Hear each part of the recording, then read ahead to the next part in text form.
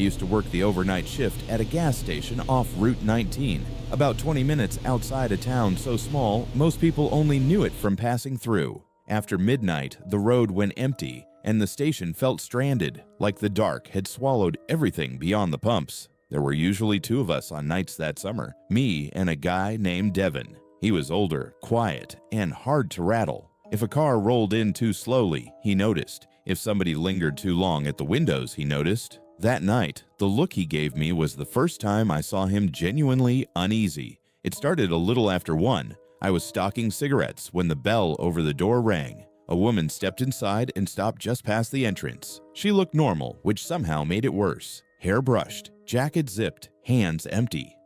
But she stood there like she was listening for something outside. I asked if she needed help. She said very quietly, "Has the man in the gray truck come in here yet?" I looked outside. No pickup, just Devin's car and a box truck at diesel. "No," I said. She nodded and asked if she could stay inside for a few minutes. I said yes. She moved toward the coffee station, but instead of pouring anything, she just watched the lot through the glass. When Devin came out from the back and saw her, he glanced at me. He understood immediately. She wasn't waiting. She was bracing. Then she turned and said, "If he comes in, don't tell him I'm here." That changed the whole feeling in the store. I asked if she wanted me to call the police. She said no too fast. Right then, headlights slid across the front windows. A gray pickup rolled in slow from the highway and stopped at pump 3. The woman stepped back so hard she knocked the napkin stand sideways. The driver sat there with the engine running, staring at the store. Devin muttered, "That's not good." A minute later, the man came inside. Middle-aged, lean, boots, gray work shirt, baseball cap. He looked ordinary enough until he smiled. There was nothing wild in his face. That was the problem. He seemed calm. He set a bottle of water on the counter. "You boys been busy tonight?" "Not really," I said. He looked past me toward the aisles. "You happened to see a woman come in here? Dark hair, black jacket." Before I could answer, Devin stepped over. "We've had a few customers." The man nodded. "I'm trying to find my sister. She's upset. Took off after an argument." It sounded rehearsed. Devin said, "Haven't seen anybody matching that." The man thanked us and walked out, but he didn't leave. He got back in the truck and sat there with the headlights pointed straight at the store. The woman had gone pale. Devin asked if she knew him. She stared at the truck and said, "He's not my brother." I reached for the phone, but she grabbed my wrist. "If you call now, he'll leave before they get here," she whispered. I told her that was kind of the point. She shook her head. "No, he'll come back." The way she said it made my stomach drop. Like this wasn't the first time. Devin asked where her car was. She said she didn't have one. "How'd you get here?" "I ran." "From where?" She didn't answer. Then the truck's headlights went off. It was still there, just darker now. Sitting near pump 3 like a shape cut out of the night. A few seconds later, the driver got out, but instead of coming to the front entrance, he disappeared around the side of the building. Devin grabbed the heavy flashlight from beneath the counter and headed for the back hall. He told me to lock the front if anything looked wrong. Then the rear service bell started buzzing. Not once. Pressed and held. Customers never used that door. Devin shouted from the hallway, "He's at the back." I hit the front lock. The buzzing stopped. Everything went silent. Then came 3 soft taps on the front glass. The man was standing inches from the door, looking right at me. He raised one hand and gave a small, patient wave. Behind me, the woman made a strangled sound. The man smiled, turned his head slightly toward the side of the building, and said something to someone standing where I couldn't see. Not into a phone, to someone right beside the window. That was the moment I realized he hadn't come back alone. Devin came out of the hall and stopped cold when he saw him. I pointed toward the side of the store, but before either of us moved, something slammed into the stockroom door in back. Once, then again, harder. The whole frame shook. The woman started crying under her breath. Devin told me to call the police. This time I did. While the dispatcher was answering, the man outside never stopped smiling. He just stood there calmly while something behind the building kept throwing itself against the back door. I blurted, "There are 2 men trying to get in." The woman shook her head. When I looked at her, she whispered, "No." Then she stared at the front window and said, "There were 3 when I ran." The police got there in about 7 minutes. By then, the truck was gone. The banging had stopped. The lot was empty. Officers searched the area and found 3 different sets of prints behind the building. One belonged to the man in boots. One was smaller, probably hers. The third didn't look right. It was barefoot, too long, too narrow. The toes spread oddly, as if the foot had been wet for a very long time. The woman was gone too. Nobody saw her leave. No officer remembered passing her. They checked the road, the lot, and the trees, and found nothing. It was like she had vanished during the minute we were focused on the doors. I quit 2 weeks later. Before I left, Devin told me something he'd kept to himself. Around 3 that same morning, after the police were gone, the station phone rang. He answered it. A man's voice said very politely, "Did she tell you where the third one went?" Then the line went dead. 6 months later, I stopped at a different gas station miles away. While my tank filled, I looked across the road and saw a gray pickup parked with its lights off. Maybe it was nothing. I stayed in my car until the pump clicked. When I opened the door, there were 3 wet footprints on the concrete beside it. 2 looked human. The third looked like it had been wading barefoot for me to notice.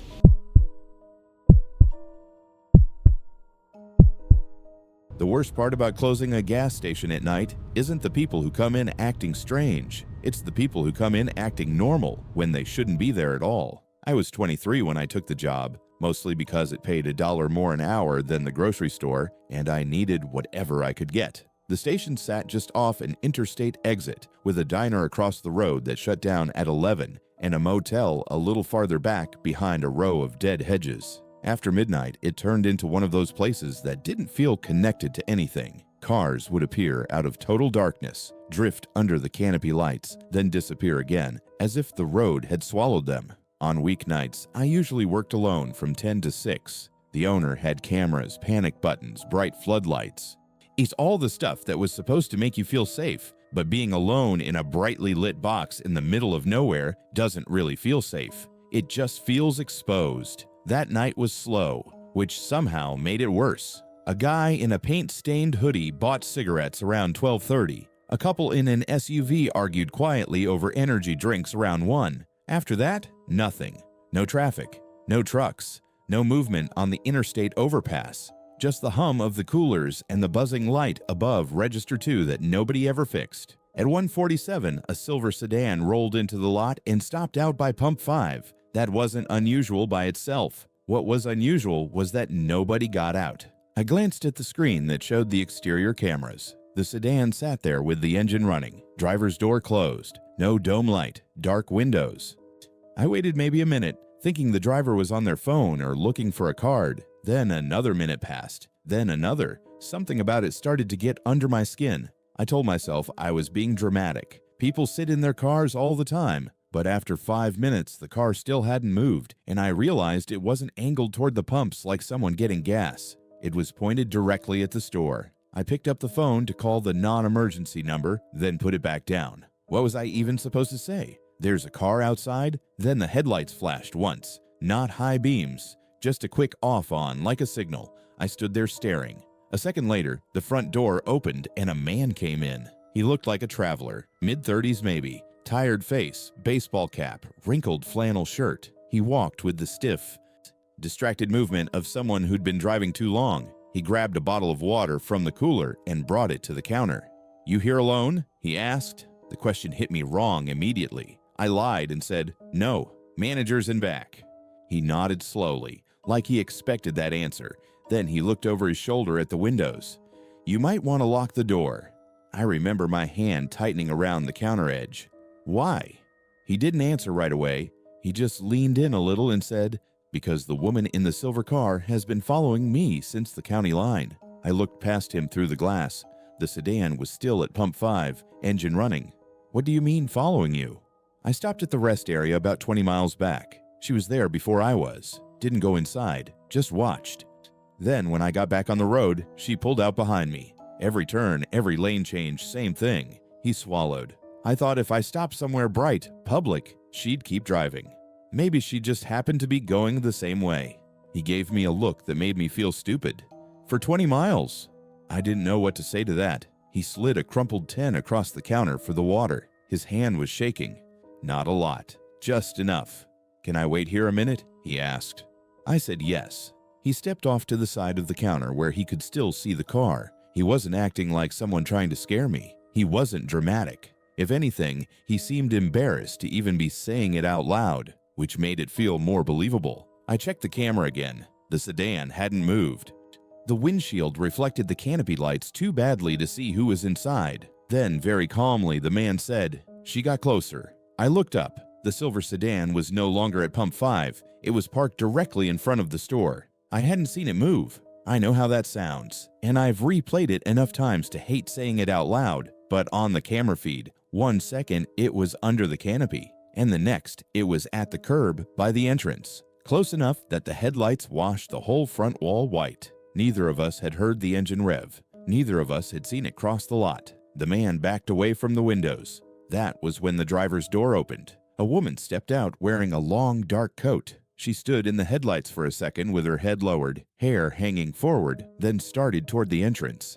The man whispered, "Don't let her in." I should have hit the lock right then, but there's something your brain does in moments like that. It tries so hard to make everything normal. She was just a woman walking toward a gas station. Maybe he was paranoid. Maybe this was domestic drama. Maybe I'd lock her out and end up trapped in the store with the wrong person. She reached the door and pulled it open. A little bell chimed overhead. She stepped inside and smiled at me first, not at him.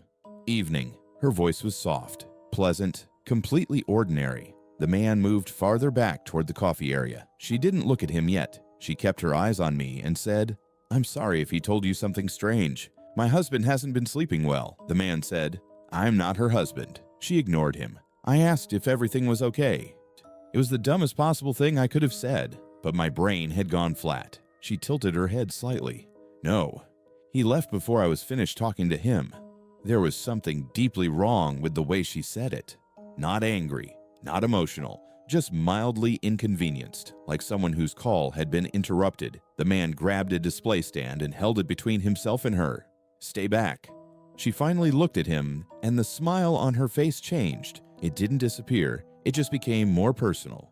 "You always make this part difficult," she said. I hit the panic button under the counter. No siren went off. It just silently called the sheriff's office. The owner had shown me that on my first day, and I remember being suddenly, desperately grateful I'd listened. The woman turned her head a fraction toward me.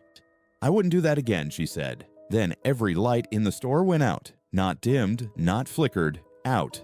The coolers died. The register screen went black. The buzzing, fluorescent hum vanished so fast it felt like the building had gone underwater. The only light left came from her car headlights pouring through the windows and cutting the store into hard white shapes and black gaps. The man made a sound somewhere near the coffee station like he'd stumbled into something. I crouched instinctively behind the counter and grabbed my phone. No signal, not low bars, nothing. From the dark, the woman said, "Very close now." He shouldn't have stopped. I couldn't tell where she was. The man shouted, "She was in the back seat." That sentence froze me more than anything else. Then he yelled again, louder. Braking with panic this time. When I got on the interstate, she was already in the back seat. Something crashed into the chip rack. I heard feet scraping hard across tile, a grunt, a wet choking sound, then silence. I stayed on the floor behind the counter, one hand over my mouth so I wouldn't make a sound. The headlights outside still shone through the windows, throwing long shadows across the store, but I couldn't see her. I couldn't see him either. Then I heard slow footsteps coming toward the counter. They stopped on the other side. For a few seconds, there was nothing. Then the register monitor flickered weakly back on, just enough to cast a dull gray glow over the counter edge. A hand rested on top of it. Pale fingers, long nails, perfectly still. Then her voice came from directly above me. "When officers arrive," she said, "you're going to tell them he came in alone." I didn't answer. The hand slid away. A second later, the front bell chimed again. The headlights outside disappeared. Then came the sound of a car door closing, an engine turning over, and tires pulling away from the curb. The lights came back on all at once. The man was gone. There was blood near the coffee station. Not much. Just a dark smear and a bottle of vanilla creamer rolling in a slow circle on the floor. The back emergency exit was still alarmed shut. The bathroom was empty. The stockroom was empty. There was nowhere he could have gone. Sheriff's deputies arrived 8 minutes later. They searched the lot, the road, the drainage ditch behind the building, even the motel lot across the way. No sign of the sedan, no sign of the woman, no sign of the man. The camera showed the silver sedan at pump 5, then static, then the sedan at the curb, then static again. After that, nothing until the lights came back. No footage of her entering, no footage of him disappearing. The deputy taking my statement kept asking if I was sure the man hadn't run. He kept using words like stress and confusion and poor visibility. I let him talk because I knew how it sounded, but before he left, he asked one last question. Did he say anything else about her? I told him what I'd heard in the dark. She was in the back seat. The deputy went quiet after that. He asked me to repeat it. Then he looked toward the highway through the front windows and rubbed his mouth like he suddenly regretted something. The next evening, a different deputy stopped by for coffee. He recognized me and asked how I was holding up. Then he told me, like he hadn't meant to, that there'd been another report 3 counties over the month before, a woman in a dark coat. A driver who said someone kept appearing in his rearview mirror no matter how many times he pulled over to check the car. That driver vanished too. I quit a week later. For a while, I couldn't drive at night without checking the back seat at every stoplight. I still do, sometimes. And if I ever pull into a gas station after midnight and see a car sitting motionless under the canopy with its engine running, I leave. I don't care how empty my tank is, because there's one thing I never told the deputies. After the woman drove away, just before the lights came back on, I heard my phone vibrate on the floor beside me. For 1 second, it had signal. Long enough for a text to come through from an unknown number. It said, "He stopped because he saw me in the mirror," and below that, just one more line, "You should check yours too."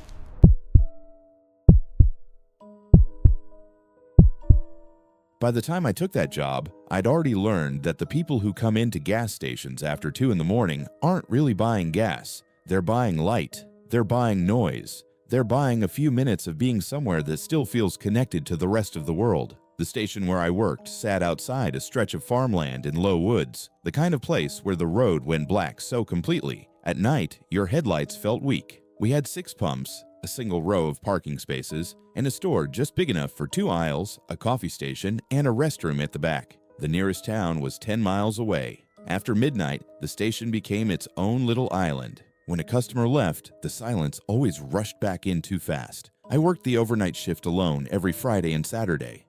Officially, the reason was budget. Unofficially, it was because nothing ever happened there. That changed in October. The first strange thing was small enough that I almost ignored it. A man came in a little after 1, maybe mid-40s, broad-shouldered, heavy work jacket, face like he'd spent his whole life outdoors. He bought a black coffee and a pack of gum. While I rang him up, he kept glancing over his shoulder at the front windows. I asked if everything was okay. He said, "There's a van parked behind the dumpster." I looked through the side glass in the door. Probably someone sleeping. He nodded, but he didn't seem convinced. Maybe. Then he added, "No plates on it." That got my attention. I stepped around the counter and looked outside. At the far edge of the lot, past the ice freezer and the dumpster enclosure, I could just make out the back corner of a white cargo van where it sat in the dark. No company logo, no lights, nothing reflective. It was angled so that most of it stayed hidden from the road. When I turned back, the man was still watching me. "You want me to call somebody?" I asked. He thought about it, then shook his head. "Not yet. Might be nothing."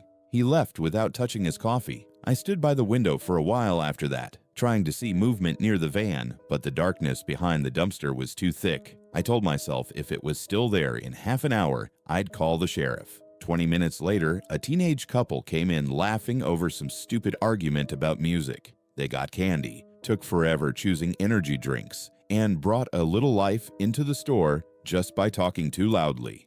I remember feeling relieved to have other people there. Then the girl glanced out of the side window and said, "Why is someone standing back there?" Her boyfriend looked. "Where?" "By the dumpster."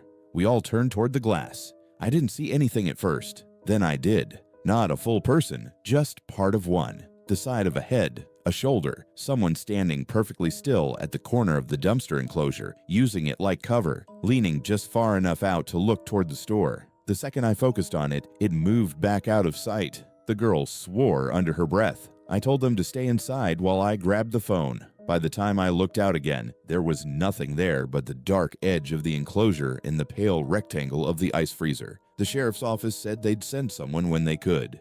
Erie was the kind of county where, when they could, might mean 15 minutes or 50. The couple left anyway. They said they didn't want to be there if whoever it was came closer. I couldn't blame them. Once their taillights disappeared, the station felt emptier than it had all night. I locked the front door. A deputy still hadn't arrived by 2:10 when an old sedan pulled in for gas. The driver was a woman in her 60s, wearing a church cardigan and the kind of expression older people get when they're annoyed at the world for being inconvenient. She came to the locked door and tugged once, then frowned at me through the glass. I cracked it open just enough to explain there'd been someone lurking around back and I was waiting for a deputy. She looked past me into the store, then out at the pumps, then back toward the dark side lot.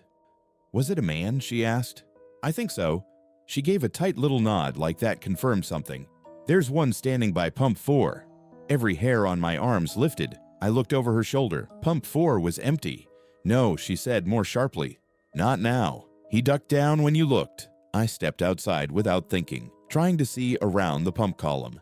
Nothing. The woman had gone pale. She kept staring at the space between pump 4 and the air machine. "Ma'am," I said, "come inside." She did. And the moment I locked the door behind her, 3 hard knocks hit the side window by the coffee station. Not the front, the side. We both flinched. I turned and saw nothing in the glass but our reflections and the glare of the interior lights. Then came another 3 knocks, farther back now, from the stockroom wall. As if someone were moving along the outside of the building and rapping their knuckles across it. The woman whispered, "He knows we can hear him." I called the sheriff's office again. This time, I didn't undersell it. I said there was someone outside circling the building and that 2 customers had seen him. The dispatcher told me a deputy was 2 miles out. The knocking stopped. That was worse. The woman sat in the plastic chair near the coffee station, clutching her purse to her chest. I stood behind the register with the panic button under my thumb, staring at the camera monitor. Front lot, clear. Pump islands, clear. Side lot, mostly clear except for the dead zone near the dumpster where the white van still sat like it had grown there. Then one of the back cameras went black. No static, no flicker, just black. A second later, another feed went black too. I was still staring at the monitor when the restroom door opened. I know for a fact that room had been empty. I'd cleaned it at midnight. I'd checked it again after locking the front. Nobody had passed me to get there, but the door opened anyway. A man stepped out. Not the same heavy-jacketed customer from earlier. This one was taller and thinner. Gray hoodie, dark pants, face partly hidden by the shadow of the hood. He walked slowly into the aisle like he belonged there, and for a second my brain simply refused to process what I was seeing. He had somehow been inside the store the whole time. The woman made a choking sound. The man stopped near the chips and looked at both of us in silence. Then he said, "You locked it too early." His voice was calm, flat, like he was making an observation, not a threat. I slammed the panic button and reached for the baseball bat the owner kept beneath the counter. The man looked toward the side windows as if listening to something outside. Then he smiled a little and said, "He doesn't like waiting." The woman stood up so fast her chair scraped across the floor. "Who?" The man turned his head toward her, and before he answered, a fist hit the front glass hard enough to rattle the whole door. Then another, and another. I looked up and saw someone outside at the entrance. A broad figure in a heavy jacket, face lost in the reflection, pounding on the glass with one hand while the other hung at his side. It was the first customer, or it looked exactly like him. He shouted something through the door, but between the glass and the pounding, I couldn't make it out. The man inside the store laughed softly. That sound was worse than yelling would have been. He took one step toward us. I raised the bat. The woman backed into the coffee station. Then the figure outside stopped pounding and pressed both palms flat against the glass. His mouth moved again, slower this time. I read the words without hearing them. "Don't let him behind you." I spun back toward the aisle. The man in the hoodie was gone. Not running, not ducking.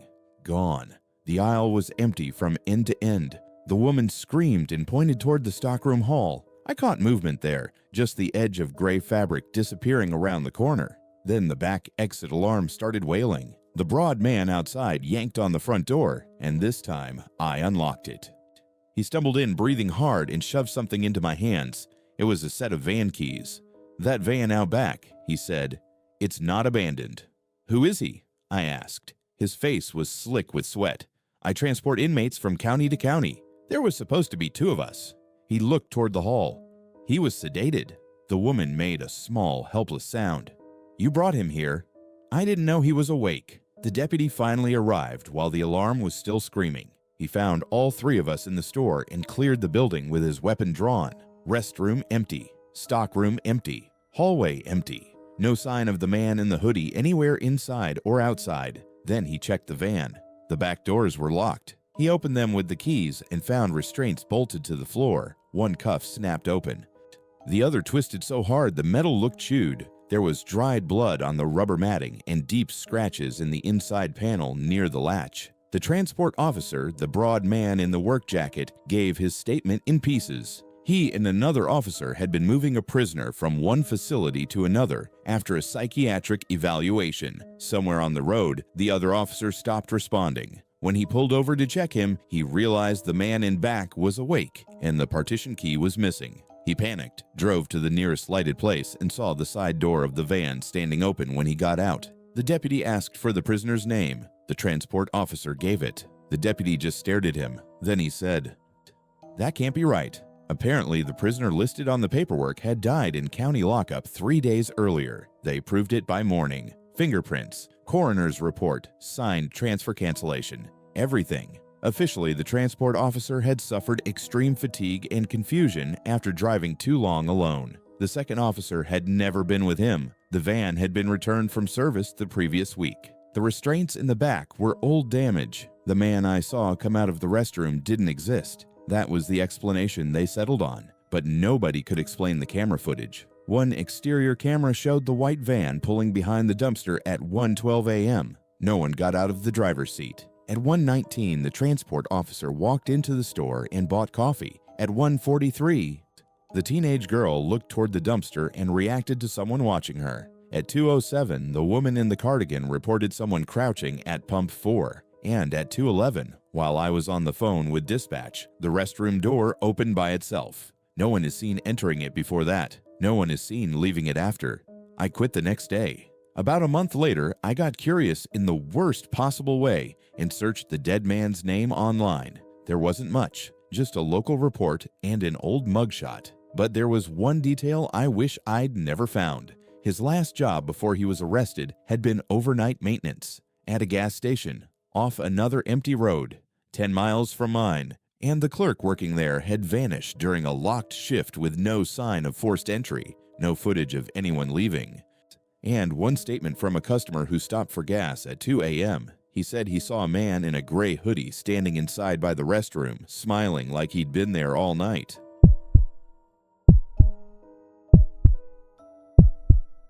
Nobody plans to stop at a gas station at 3:14 in the morning unless something has already gone wrong. That was the thought I had the night I pulled off the highway and into the station on County 6. I'd been driving back from my cousin's wedding 2 states over, running on gas station coffee and bad radio, trying to make it home before sunrise. My phone battery was nearly dead. The fuel light had been on for 30 miles, and the highway had gotten emptier with every exit I passed. When I saw the station sign glowing in the dark, it felt less like luck and more like being thrown a rope. The place looked old even under the lights. 2 pump islands, a narrow store with half the letters missing from the sign, one soda machine out front humming louder than it should have. Beyond the lot was nothing but a drainage ditch, a line of trees, and miles of black road. There was one other vehicle there, an old pickup parked near the air pump with nobody inside. I pulled up to pump 2 and got out. The cold hit me immediately. Not winter cold, just that dead, late-night kind that makes everything feel stiller than it should be. I remember glancing toward the store windows and seeing a clerk behind the register, head down, like he was reading something. I started pumping gas and noticed something odd right away. The numbers on the pump were moving, but I couldn't hear the fuel going in. No vibration, no thunk in the tank, just numbers climbing. I stopped it, unscrewed the cap, and tried again. Same thing. The pump clicked, the total jumped, but it felt fake somehow, like I was paying for the idea of gas. I looked toward the store again, annoyed now. And that was when I saw the clerk staring at me. He wasn't just looking out the window, he was staring hard, wide-eyed, like he wanted to get my attention without moving. I locked the pump handle and headed inside. The bell over the door gave one weak little ring. The clerk was younger than I expected, maybe 25, thin, pale, wearing the kind of tired expression you only see on people working night shifts in places too far from help. Up close, he looked worse than he had through the glass. Sweat on his forehead, jaw tight, one hand beneath the counter gripping something out of sight. I set my card on the counter and said, "Pump's charging me, but I don't think anything's coming out." He didn't answer that. He said very quietly, "How long have you been out there?" Something about the way he asked made my chest tighten. "Couple minutes." He nodded once like he was doing math in his head. Then he said, "Did you come alone?" I told him yes. His eyes flicked past me toward the parking lot. "That truck out there," he said. "Did you see anyone near it?" I turned to look through the front windows. The pickup by the air pump was still empty. "No." His voice dropped lower. "Don't look too long." I turned back to him. "What's going on?" Instead of answering, he reached under the counter and slid a cordless store phone toward me. The screen was cracked, no dial tone. Then he pointed at the landline mounted near the cigarettes. "Dead an hour ago," he said. "My cell too." "You have one?" I pulled mine out and checked. 1% battery. No service. That was enough to make me feel the room differently. "What happened?" The clerk swallowed. "A man came in around 2:50, bought a coffee, asked if we were the only station open this late. I told him probably." He kept glancing at the window. Then he asked whether I was here alone. I didn't say anything. "He went outside," the clerk continued, "but he didn't leave. He just stood by that pickup for a while like he was waiting for someone." His voice had started to thin out. Then I looked up a minute later and the truck was there, but he wasn't. I followed his eyes to the windows again. Still no one outside. "You think he's hiding?" The clerk shook his head once quickly. I thought that too. Then the back freezer door opened by itself. I remember almost laughing, not because it was funny, but because my brain wanted any normal explanation. Bad hinge, draft, faulty latch. But the clerk didn't look like someone telling a ghost story. He looked like someone who'd been alone with something too long. Before I could respond, there was a single knock on the glass beside the front door. Both of us froze. It hadn't come from the entrance itself. It came from the narrow pane of glass next to it at shoulder height, as if someone standing just outside had tapped once with a knuckle. The clerk whispered, "Don't open it." I moved closer to the window and tried to angle for a view of the parking lot, but the reflection from the store lights blocked most of it. I could only see my own face in the bright concrete under the canopy. Then another knock came, this time from the side window near the coffee machines. 3 seconds later, another one from farther down near the ice cream freezer. Whoever was outside was moving around the building. I turned back to the clerk. "Call the cops from the office." He gave me a look that told me he'd already tried everything. Then the bathroom door at the rear of the store clicked shut. The sound was small, but in that silence, it landed like a gunshot. We both stared toward the back hall. The clerk said, "It was open." I knew what he meant. He meant it had been open a second ago. He meant now it wasn't. For a few long seconds, nothing happened. Then the handle moved, not fast, not violent, just a slow downward turn like someone on the other side was being careful. The door opened halfway. The bathroom was dark. I could see the sink, the edge of the mirror, nothing else. Then a man stepped out, same clothes the clerk had described, dark jacket, jeans, baseball cap. Completely ordinary. He looked like somebody who'd ask directions or buy a lighter. He came out of that bathroom like he had every right to be there, even though neither of us had heard the door open and there was no other exit in that room. He looked at me first, then at the clerk, and smiled. "I think," he said, "there's somebody outside by your car." The clerk made a sound behind me, almost like he'd forgotten how to breathe. I said, "Who are you?" The man ignored the question. "You should move it under the brighter light." His voice was calm, friendly even. Then he turned and looked toward the front windows, as if listening to something outside. That same smile stayed on his face, but it changed somehow. It wasn't amusement, it was recognition. A shadow passed over the glass, not across it, over it. As if something tall had moved between the store and the lights. The clerk backed up so fast he knocked over the display of windshield fluid. The man near the bathroom kept looking toward the front and said, almost fondly, "There you are." I don't know what came over me then. Maybe it was panic finally outrunning confusion. Maybe it was the fact that this ordinary-looking stranger sounded more afraid of what was outside than of us. Whatever it was, I grabbed the metal rack by the counter and shoved it over toward the aisle between us and him. The crash broke the moment. The man's eyes snapped back to me, and all friendliness disappeared. He lunged, not at me, at the clerk. The clerk ran for the stockroom door behind the register, and I jumped the counter after him. We got through and slammed it shut just as something hit the other side, hard enough to shake dust from the frame. The stockroom was narrow, stacked with boxes, with a delivery exit at the back that led to the dumpster area. The clerk was fumbling with the lock while I searched for anything heavy enough to use as a weapon. Then we heard it, not banging from the store side, a soft knock on the delivery door behind us. The clerk went completely white. One knock, then two more. Whoever had been in the bathroom was still at the stockroom door, hitting it in bursts, testing it. Whoever was outside was now at the rear exit. We were trapped between them. The clerk whispered, "He's done this before." I turned to him. "What?" He was staring at the back door like he was seeing another night layered over this one. "Last month, a trucker came in at almost the same time. Said somebody was standing in the road a mile back. We waited for the sheriff. Heard knocking on the windows. Then the trucker said he saw someone move in the cooler reflection." His voice started shaking. When the deputy finally got here, the trucker was gone. The stockroom door jumped in its frame. Then came a voice from the other side, the man from the bathroom. "Open the back," he said. "You don't want him in here." The knocking on the delivery door stopped. A second later, something scraped across it from outside, slowly, deliberately, like fingernails or metal being dragged downward. I found a tire iron near the shelves and gripped it so hard my hand hurt. The clerk looked at me and said, "If that door opens, don't let either of them talk to you." I wish he hadn't said either of them, because until then, some part of me was still trying to sort this into good and bad, danger and safety, inside and outside. The moment he said that, I understood that whatever game was happening here, we were already in the middle of it. The store side went quiet. Then the man's voice came again, farther away now, as if he'd stepped back toward the front. "He's at pump 2, he called. My blood turned cold.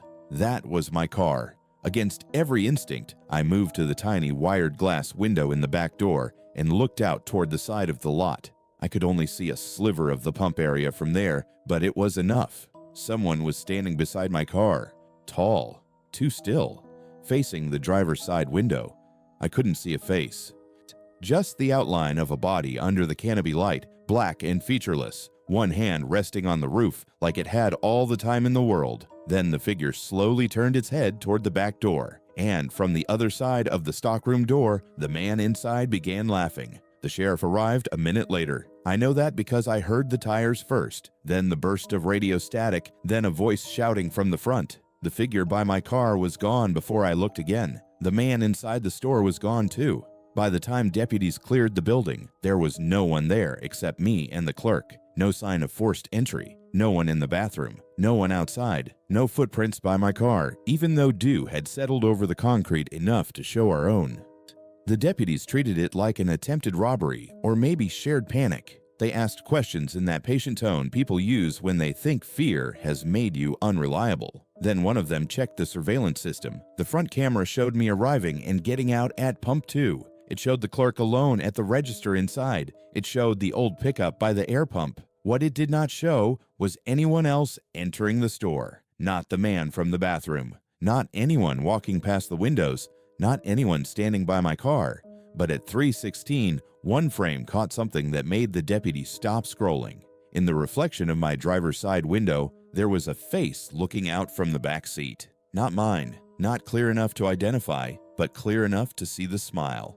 I left my car there that night and rode home with a deputy. I sold it 2 weeks later, even after they found nothing in it. No prints, no hair, no sign anyone had ever been inside except me. The clerk quit the next morning. As for that gas station, it shut down before winter, officially because of staffing issues, unofficially because 3 more people reported the same thing in the next 6 weeks. Always after 3 in the morning, always the same pattern. A stranger who might be hiding from something outside, knocking on different windows, a locked room opening when it shouldn't, and someone at some point seeing a face where no face should be. I still don't drive at night unless I absolutely have to, and I never stop for gas once the roads go empty, because every now and then, when I'm at a red light, I still check the rearview mirror out of habit. Most nights I see nothing. But once, last summer, I looked up and saw a baseball cap in the back seat for just a second, low and tilted forward, like somebody sitting there didn't want to be recognized yet.